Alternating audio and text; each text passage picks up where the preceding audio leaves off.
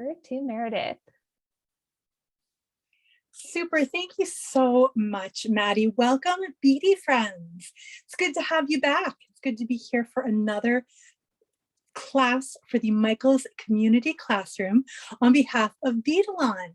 You'll have to forgive me if I'm pausing and searching for my words today. I am getting over a little bit of being under the weather, and so I'm not yet fully 100%. So apologies right at the top of the class.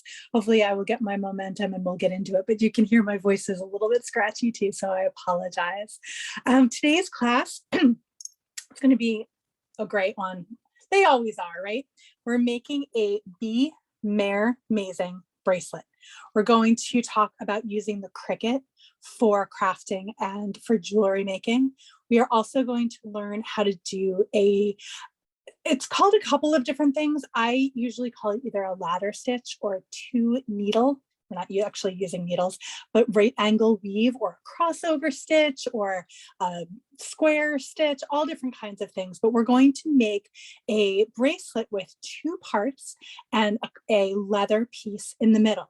As almost all of my projects that I like to teach for the Michaels Community Classroom, there are so many variations, right? I'm going to talk about some of the variations, but I would love for you who are watching class live to share some suggestions, some tips, some what ifs in the comments. You all who have been with me in classes before know that I love a good what if. And if we have a little time at the end, maybe we'll even try some of those what ifs live. So again, I am Meredith from Beadalon. I'm not actually sure I said that in the top of the hour. See, I'm a little off my game today. So hopefully things will come back around in a couple of minutes. But I'm Meredith from Beadalon, and we are going to get right into it. Maddie, whenever you're ready, let's take that overhead camera, and I'm going to talk about all of the materials that we need for class today. So there's a lot down on the beading mat, but not a complicated project, just a lot of different pieces and moving parts. But this is a nice close-up of what we are making today. And mermaids, of course, are very popular. They're very trending right now. But I'm Meredith, I'm Mare. My friends call me Mare. So that is why this particular project is near and dear to my heart, because not only is it a mermaid project, but I kind of adopt the Be Mare Amazing as my own personal mantra as Mare. And we just came out of Mare May. Now we're into Mare June. I'm going to try to get this tickle out of my throat. Let me talk you through all of the different parts of the project, and then we're going to talk about what we need, and then we're going to get started. So one simple one part here that we're going to attach, we have our charm. We have our leather component in the middle that has the Cricut cut out on it. Then we have that same piece on the other side and our clasp attached. Of course, if you wanted to make this longer or shorter, you could certainly do that by a unit. A unit is one of these circles or squares of 4 beads. You could also, of course, add an extension chain, or even just a couple of extra jump rings here on the end for length.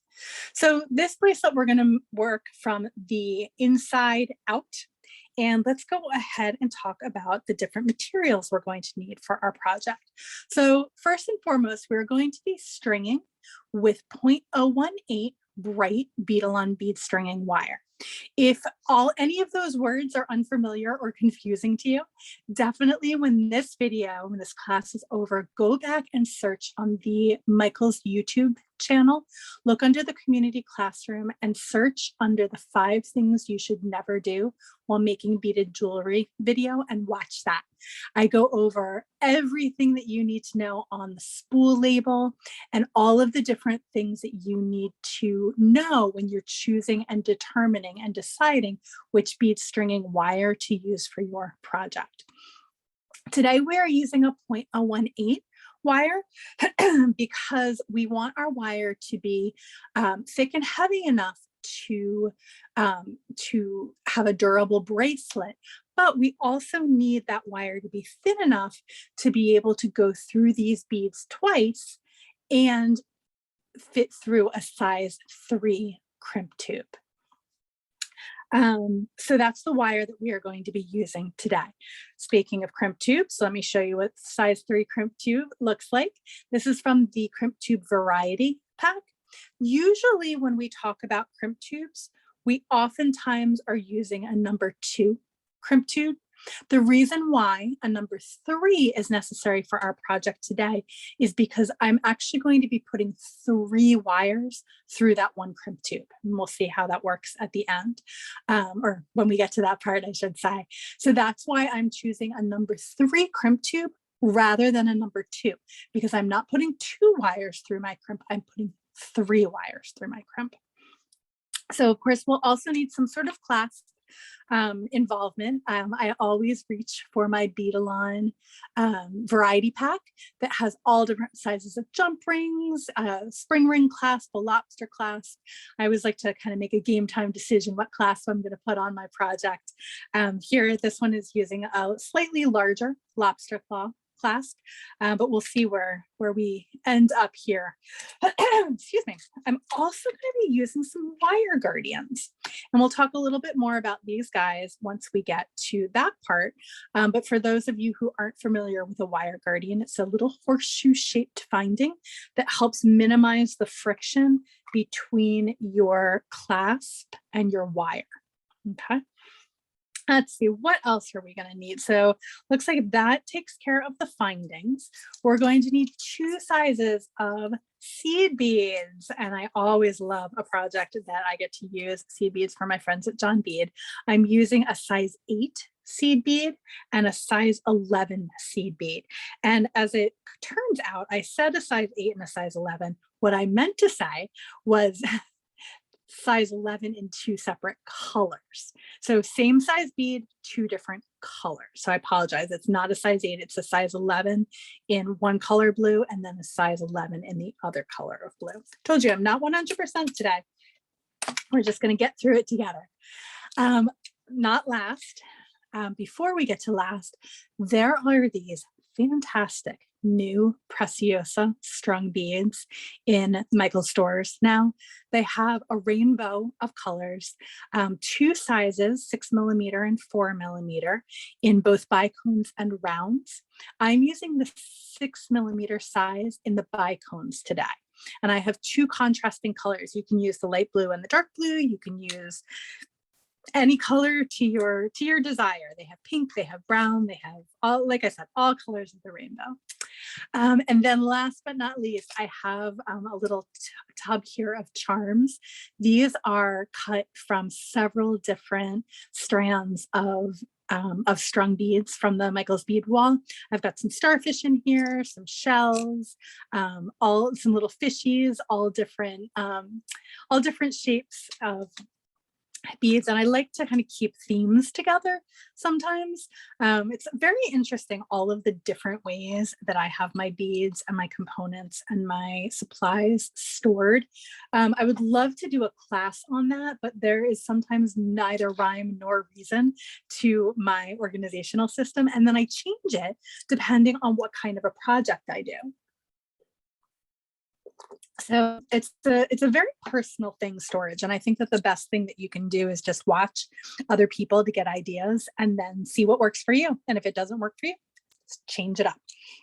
But I digress. Okay, so in order to make this central piece, I'm not going to take us through all of the steps using the Cricut machine. I'm a Beadalon representative. I am not a Cricut representative, but I do love using my Cricut Joy, my Cricut Explore, all of the pieces, parts, accoutrements, and special items that go along with it. I've actually been using a Cricut for 15 years now. I still have my original Cricut that came with all of the cartridges. I can't let it go. It's taking me through so many wonderful projects. But to do this, what I did is I cut out a tag from a piece of the Cricut faux leather. Excuse me. It comes on big 12 by 12 sheets, but you can also get it on smaller sheets as well. You could also, if you can't find this, there are several different types of leather in the different aisles in Michaels. In my particular Michaels, there's leather in the stringing and cord aisle, but then there's also a whole leather crafts section. I know some Michaels are set up a little bit differently. And this part I actually did cut out with my Cricut, but if you needed to, again, variations, you could certainly do this with a scissors, right? Or yeah, just with a scissors, that they would cut through that leather, no problem. And then on the sides too, you can use the tag cutout on the Cricut to do that. But you can also, these ones I actually used a special tool. I call it the helicopter punch, but this guy. So again, a lot of different ways of achieving a goal, not only for this project, but I think a really good thing to just keep in mind. So then I cut this Be Mer Amazing out, and I used my transfer tape, of course, to stick it onto the leather and press it down, and then we should be good to go. I didn't use the iron on, but I'm sure that if that was something that you had in your craft stash as well, you could. Just a quick little plug for Cricut. I've been using the Explorer for several years now, and I just got a Cricut Joy with the smart materials. If you are a crafter, and this is from me from the bottom of my heart, try the Cricut Smart Vinyl. It's a game changer. It really, when I love a product, I will talk about it until the end of the day. And the smart vinyl is genius. I wish I had invented it myself. All right, so here's my component, and now we're ready to get started. And again, versatility. If this isn't your jam, if you're like, that's just not my style, you could do this with all different kinds of components. You could do this with a bar, something that had attachments on both sides, or we're just going to learn this crisscross technique, and you don't have to do it at all. Or have a center part at all. This is one of those projects we're going to learn a lot of different things that you can either use for this particular project, but also be able to incorporate or to use for other projects as well. That's one of the things that I love, not only teaching, but also learning as a beader, is just bringing more and more skills, more and more ideas, more and more techniques into my wheelhouse, so that I can have them and know how to use them when the time is right. A really good comment just came through in the comments about using a Sizzix as well. Anything that that is a die cut machine, a Sizzix, a Silhouette. I don't want to play favorites on die cut machines because each one has its own particular use. I just happen to have a Cricut, and that is what I know and love. Okay, so let's get to it. So in the instructions, I did neglect, I was looking when I went back over everything, I didn't write down which type of wire I am using for this project. So apologies, I do talk about using the wire. I just don't mention that it's the 01849 strand. And you could substitute 19 strand or 7 strand for this project as well. But 018 is a really good, is a good diameter to use. All right, so I'm going to go ahead and I'm going to cut 2 pieces about 1 foot long. So I'm going to use my Beadalon cutters, and I have a little measuring device here off camera, and I'm going to cut 1 piece, and I always like to give myself just a little bit of extra. It's always better to have more than to not have enough, and I always just measure one and then measure the other one against it. It's generally what I do.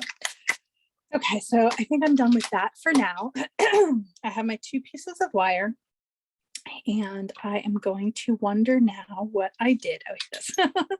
So I'm going to take my focal point and I'm going to loop 1 wire through that hole. Okay. And then I'm going to string on 10 seed beads. So I'm going to be consistent on some of the project and inconsistent on other parts of the project. All right, so I'm going to string on 10 seed beads. And one of the things that I always like to point out when I am stringing on seed beads is see how I am, you can't see because it's very blurry. Let me bring this down a little bit closer so that you can really see what's going on here. There we go. And this is the part where I have to be like a pretzel around my camera. But instead of picking up the beads, I am using my wire like a needle and just picking those beads up from my beading mat.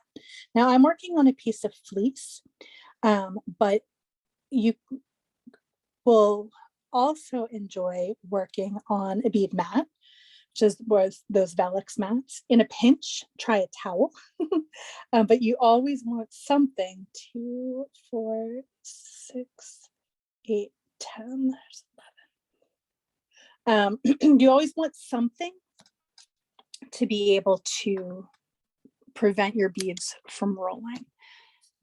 Now let me just reset my camera really quickly. Sorry about that. It's always I want to get it close enough that everyone can see. Now, my hole here is too small for my beads to go through. That's okay. That is a challenge that I'm going to solve right now. I've got 5 beads here. I'm taking 5 off and I'm going to put 5 on that other side. And hopefully I can just squeeze these right through. There we go. Perfect. Okay. So now I have my loop, 5 beads on one side, 5 beads on the other side. And I'm going to center my beads on the wire. So I have even ends down here. And I'm going to take one 6mm crystal and I'm going to thread that over both of those wires. Okay, I'm going to get everything out of the background in a second so that we can really see what's going on. And that's why using that 018 wire is perfect, because 2 of those wires will fit through that crystal, no problem. They won't be too thin and they won't be too thick, much like Goldilocks, they are just right. Okay, so, and I don't have to worry right now about making that super, super tight up against that, because in the next couple of steps, we will cinch everything up and tighten everything up. All right, so now we are working with 2 wires, 1 on each side, and then crossing the wires in the middle. So what do I mean?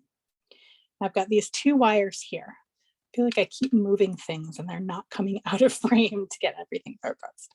Okay, so what I'm going to do is on one wire, I'm going to string 1 seed bead and 1 crystal and 1 seed bead. On the other wire, I'm going to string 1 seed bead, 1 crystal, and 1 seed bead. So that's my pattern: seed bead, crystal, seed bead. So for this, again, you can do any colors that you want, but I'm going to choose a different color from that original color that I used. So I'm going to do 1 seed bead, 1 crystal. And here I'm actually switching out the colors. Actually, no, I take that back. I'm not switching out the colors. Forget I said that. I'm mixing up and playing around with my colors.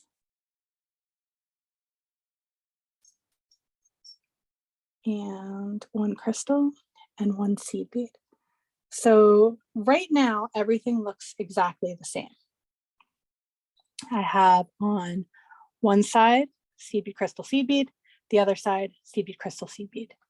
Now what I'm going to do is I'm going to string on 1 crystal and use this color. 1 crystal, but instead of adding any seed beads or like I did before going back through this way, I'm going to go back through this way. In patterns, we sometimes call that passing back through, okay? And so now I've made a little unit, okay? A little unit with, in this case, 3 beads. This guy up here is just kind of getting my unit in place. So 1, 2, 3 beads.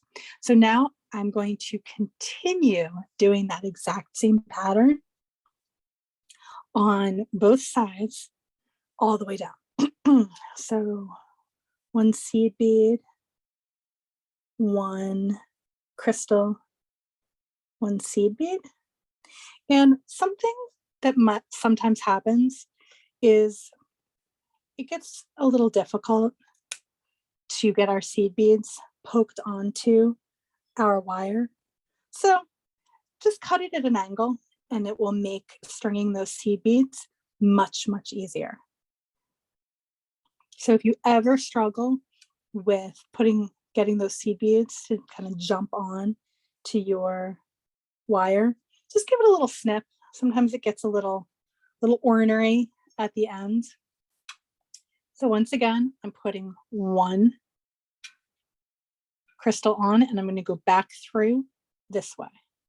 Sometimes when I get into the rhythm, I don't pay attention and maybe I go through the same way, or for whatever reason, it just doesn't work. You can just go ahead and undo it and redo it. Yeah, undo it and redo it. So it's a very meditative, very simple project. And I put my beads a little too far away over there. So again, just pick one up, and depending on how you're feeling, you can do any kind of pattern. A really nice pattern for this is a rainbow pattern. That would be a beautiful way of doing this.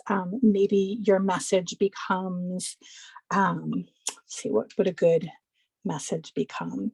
A message of support, a message of pride, a message of inclusion, and then doing a rainbow down the side would be a really, really nice adaptation of this project. Gold and silver would be another really nice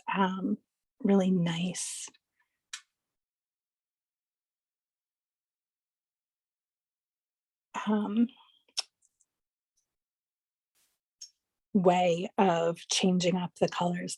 And you can see as I'm going down, don't worry too much about it being super, super tight, because as I'm going, everything snugs up eventually. It is not, unless you're really doing some very, very loose tension, you should be in pretty good shape for getting everything snugged up. So I'm going to continue going along, and again, sometimes that wire gets a little finicky, right? And you're just like, all right, I'm not going to fight with you. I'm just going to snip you off at the end on an angle and keep going. Because the last thing that we want is to have a beading situation that's frustrating, or it's not as smooth or as much fun as we want it to be. So once again, I can come here.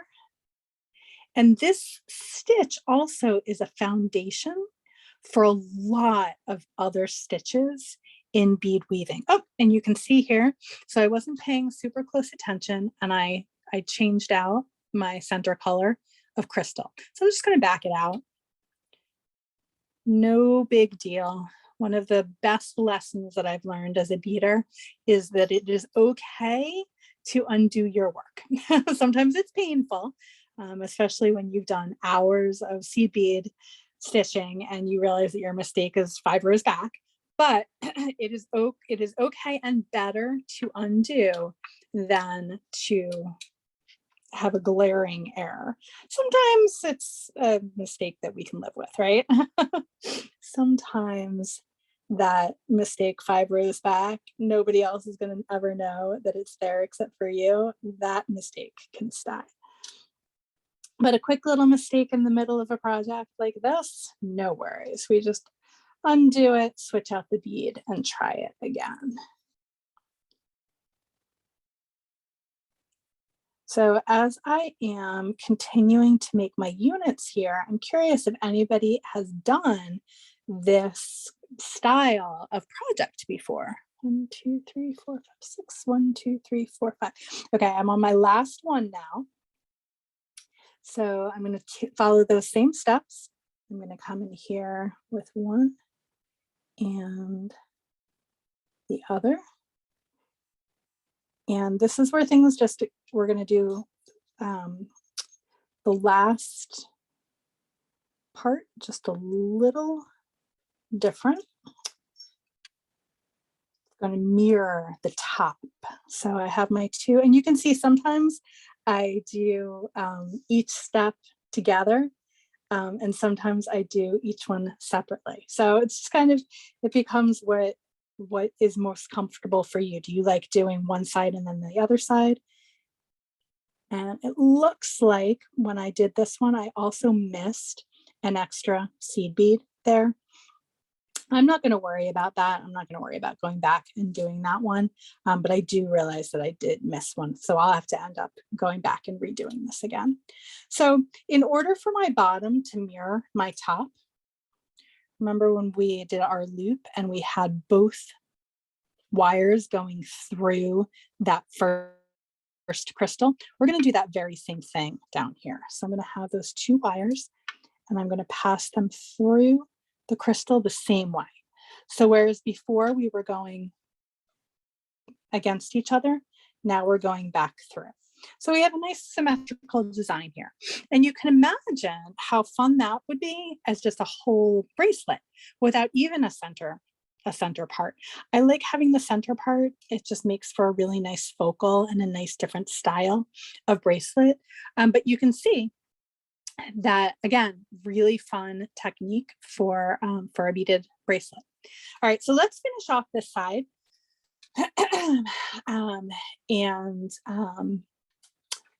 So that we can see how to get those two wires around and through the wire gradient and our clasp. So again, if you remember from the very beginning, I mentioned that instead of a usual size number 2 crimp tube that would be recommended for using the 018 wire, I'm using a number 3. And that's because I am going to go through the crimp tube with 3 wires rather than 2 wires. And for anyone who has nails and struggles with getting these little lids off, using a bent Gino's pliers is your best friend. All right, so I'm going to put 1 tube down there, and I'm going to put that over both of the wires. So usually when we're coming to the end of our design, we will put that crimp tube over 1 wire, right? Here we are doing it over both wires, okay? And then I'm going to grab a wire guardian.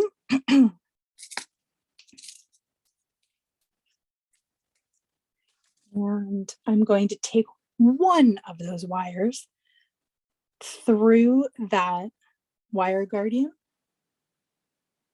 And I always take for granted that everyone knows what a wire guardian is, but let me stop for a moment and talk about how amazing wire guardians are. They're these little horseshoe-shaped findings that you string your wire around, and it gives extra strength at the join where the wire meets the clasp. So I come up one side, back down and through the second side, and back down and through my crimp tube. Now, if you were using a like a toggle clasp or a clasp there where you weren't adding another jump ring, you would add the clasp now. And actually, you know what? Come to think of it, I think I'm going to show it that way. It'll be a little less confusing when you see how this is done. Sometimes I add my clasp afterwards, but I'm going to go ahead and just do it at the same time. So I'm going to put my clasp in here, And you can see how I loop that around, and then things get a little fiddly for a moment, but you just got to stay with it and have faith that this wire now comes back down through that crimp tube. And I also like to, it did it naturally. I like to, if I can, string it through my next bead too. Now, what is this Michigas? Everything is loose, nothing is right. It looks like if I dropped it, everything would fall apart. It's not going to.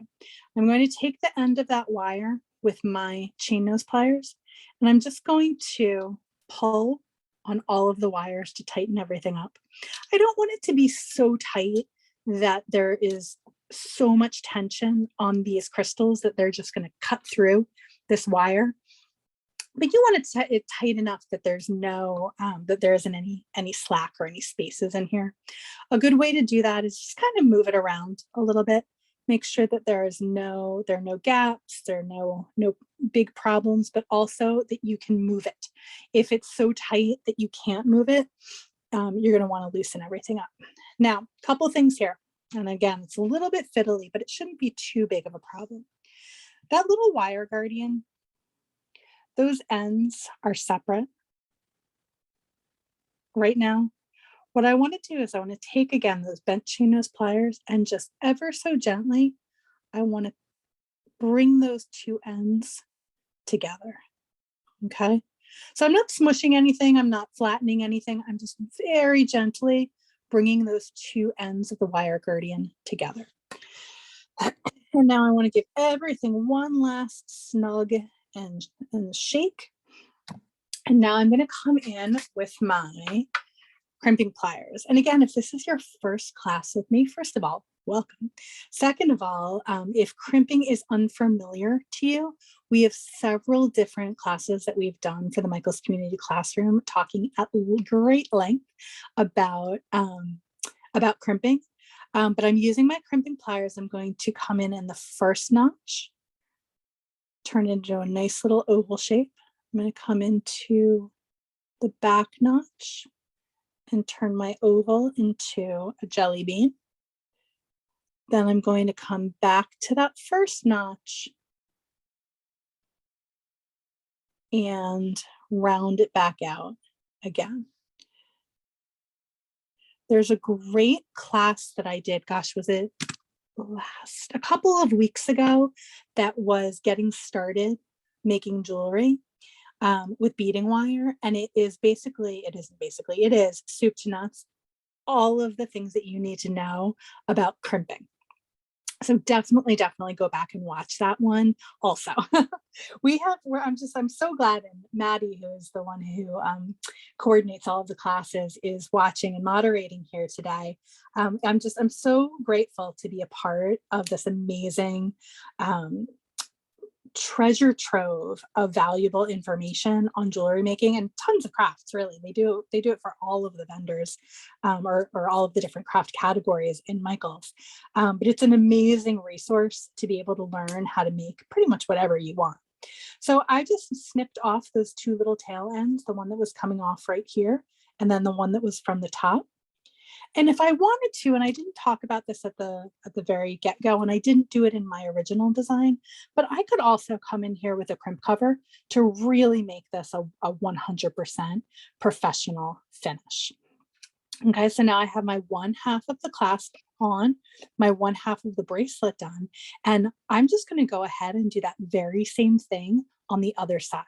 So I'm going to speed it up a little bit. I'm going to bring my camera up a little bit just so that I can get my hands in there a little bit more. But we're just going to go ahead and do that very same thing. So I'm going to put that 12-inch piece of wire through here. And I'm going to go ahead and put on 5, and you don't have to do 2 different colors of seed beads like I did here. You could choose one color. I like the contrast. Again, when you have so many wonderful beads in your stash at your disposal. You/I tend to want to use a lot of different kinds and a lot of different varieties, not only because it's fun, but also just to show, different types. Maybe you're like, I cannot stomach opaque beads. I just don't like them at all. And the opaque beads are these beads that I'm picking up right now. They're really dark ones. So we're gonna use some shiny silver lined beads also. Just different variations.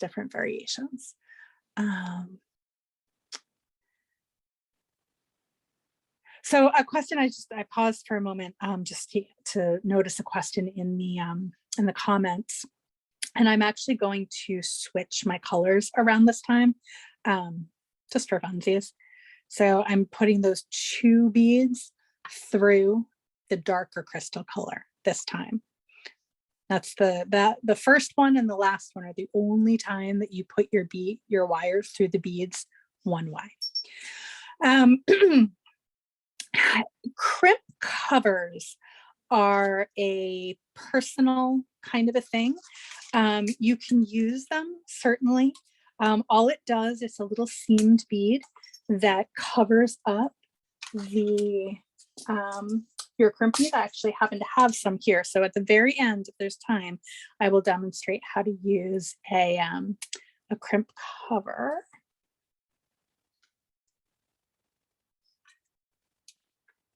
I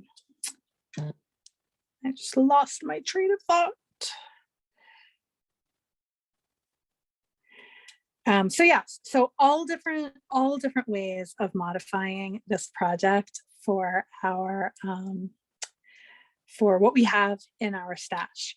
Whenever I'm developing a new product for Michael's, I always think, okay, do I want to make this with something that I already have in my stash, or is it time to go shopping? And those of you who know me can probably guess what I usually answer that question with. Sometimes it's fun. I like a challenge to be able to use beads that I already have. Especially if it's something that I know that other people might not always have a good idea of how to use, right? Last, one of the premium classes that I just did was for a component that was a little off the beaten path. And so sometimes it's good to have some inspiration on how to use a component that's a little bit off the beaten path. And then, of course, when something is new, like these gloriously sparkly Preciosa crystals, they just beg to be used. You'll see in the, I'm pretty sure in every class that I'm teaching for the community classroom through the summer, all of my projects almost exclusively use crystals. Is that true? I feel like that might be true. I love crystals. I do not apologize for that. The sparklier, the better. I love a gemstone too, for sure. I will definitely use a pearl in a design if it's what's called for, but I definitely gravitate toward the crystals. And now that Michael's has these great crystals on the bead wall, it's nice to be able to design with them. Everybody needs a lot of sparkle. All right, so now I'm doing monochrome on one side, so I have the changing colors over here, but on this side I'm just doing everything in the same color, so you can just kind of see what a difference it makes when you change the colors out or when you have the colors the same. But again, this side is just exactly the same as that other side was, except instead of adding the spring ring, we're going to add a tag onto the other side. And I'm going to try very hard not to forget. So for some of the supplies that I'm using, specifically this piece of faux leather, if you look in the Michael's beading aisle. Well, I'll tell you where it is in my store. And I also can't tell you how many times in my store I have helped somebody pick out everything they need for their project. When I should have just not done that. But I can't help myself, right? We're beaders. We like to make things and help other people make things as well.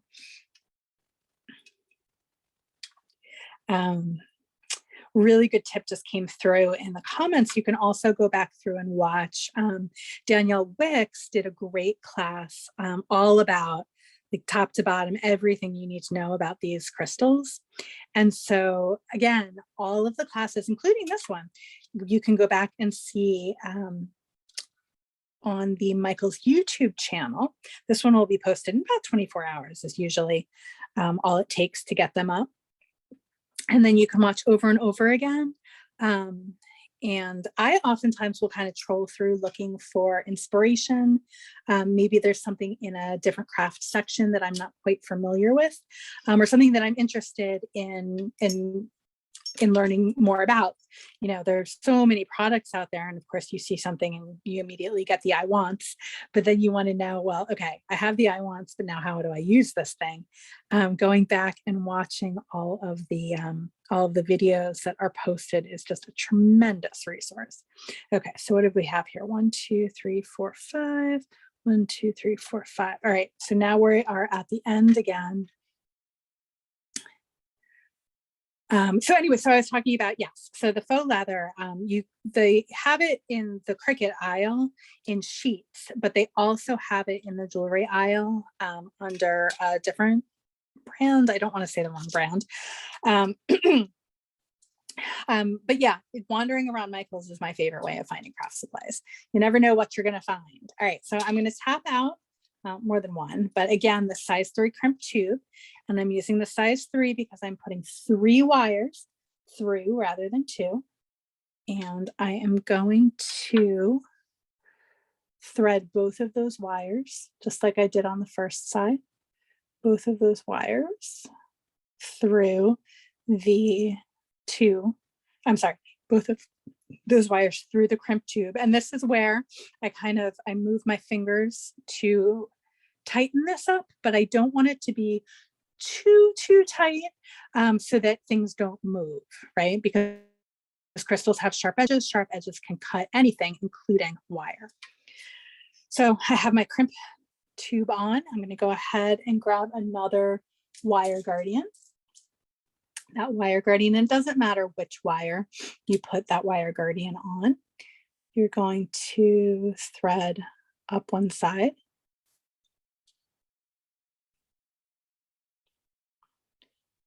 around, and back through the other side.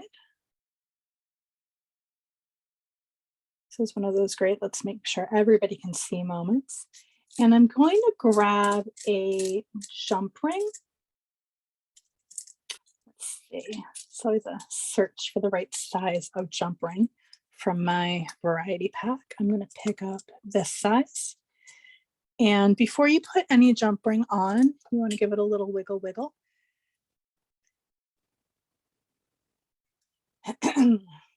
Because they don't come closed. So you just want to give it a little wiggle wiggle to get that nice and closed up here. And then just like we put that clasp on, I'm going to string that ring through, or string the wire guardian around the ring, and then come back down through that crimp tube and through that first bead. And again, here, like nothing is looking right? Everything's wonky, everything is loose. All you need to do is just pull on that one wire and the other wire. Again, not so tight that we've got no room to wiggle in here, but tight enough that there are no glaring gaps. And then I want to show this really, really well. So my wire guardian, the ends are separate. I'm going to just come in here ever so gently and squeeze those together. Okay, ever so gently squeeze them together. It serves a couple of different purposes. The first is I think it looks better when the wire guardian is together like this. The other is it can get a little scratchy if the ends are out. So tucking them in just makes it a little bit less prone to scratchiness, much like my voice right now needs to be less prone to scratchiness. So again, I'm coming in with my crimper tool.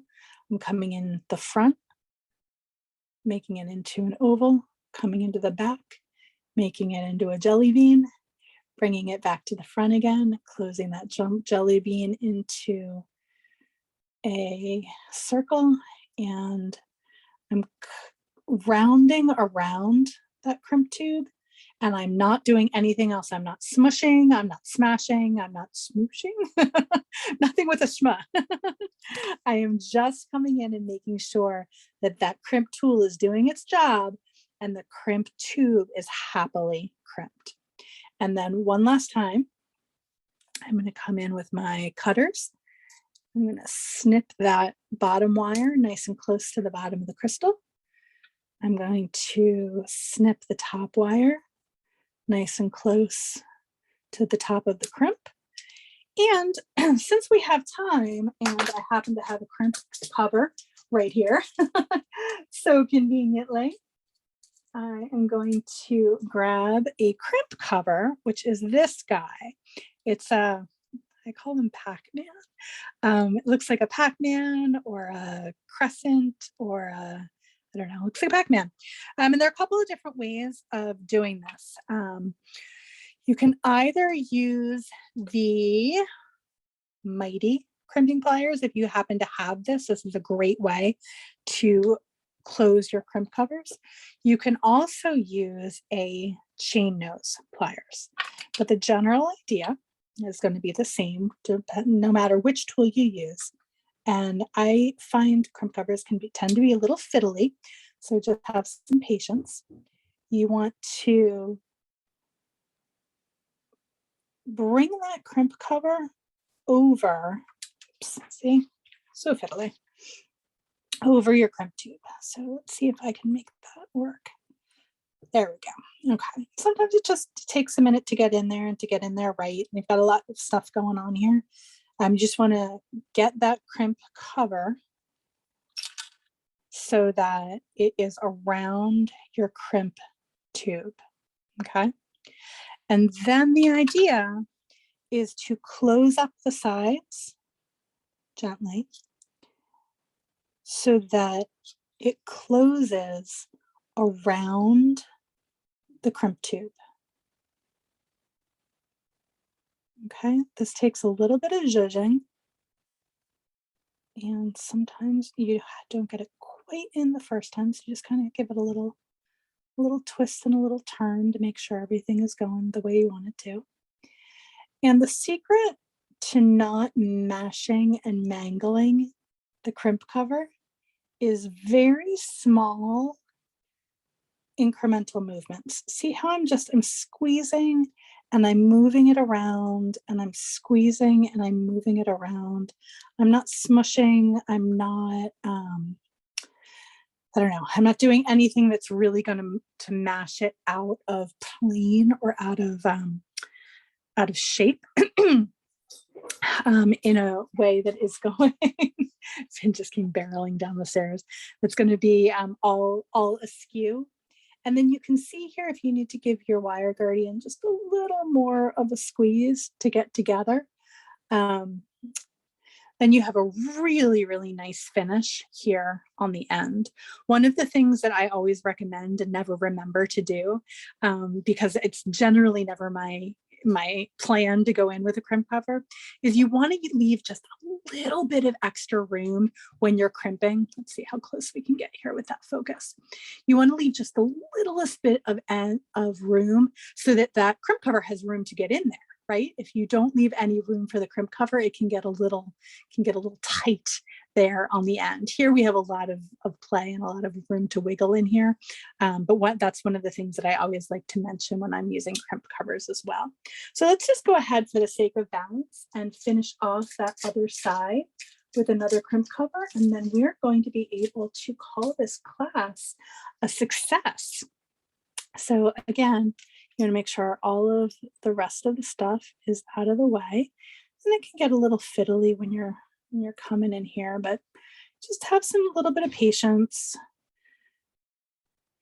And you might find that crimp covers are just not your jam because they are too fiddly and they're not something that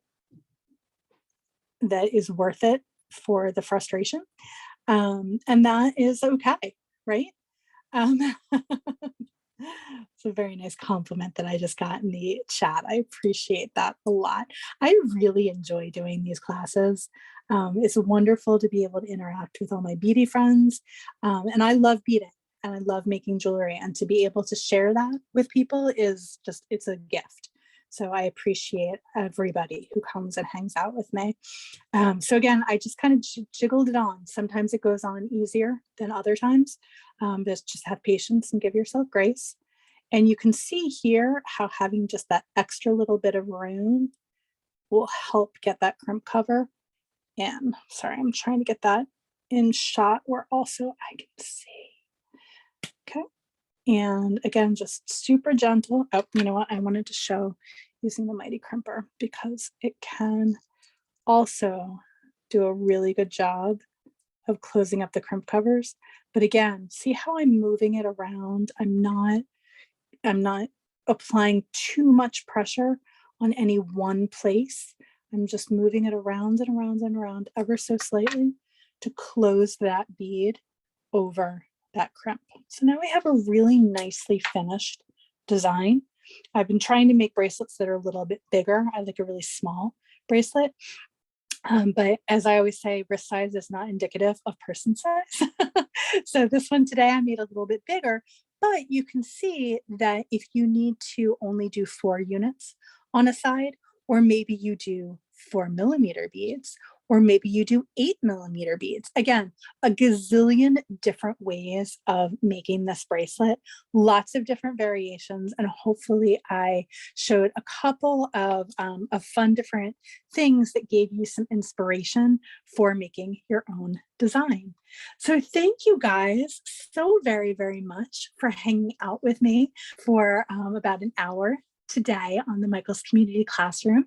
I am, again, Meredith from Beadalon, and we teach classes at the Michaels Community Classroom every-ish Wednesday and some Saturdays. Our times are going to start changing a little bit. So as you sign up, just make note of when my classes are going to be and when Sarah Lovecraft's classes are going to be. Some things are changing over the summer, but we'll still be here teaching lots of fun projects on behalf of Beadalon for the Michaels Community Classroom.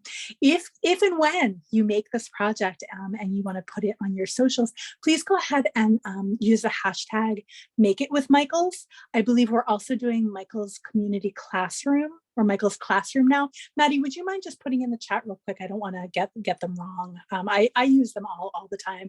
And then if you want to, please tag me and follow me on Instagram as well. I'm at Meredith Joy Designs, and I love seeing what people make and interacting and answering questions and having all kinds of beady fun. So that's it for me today. Thank you all again so very much for hanging out with me, and until next time, happy beading.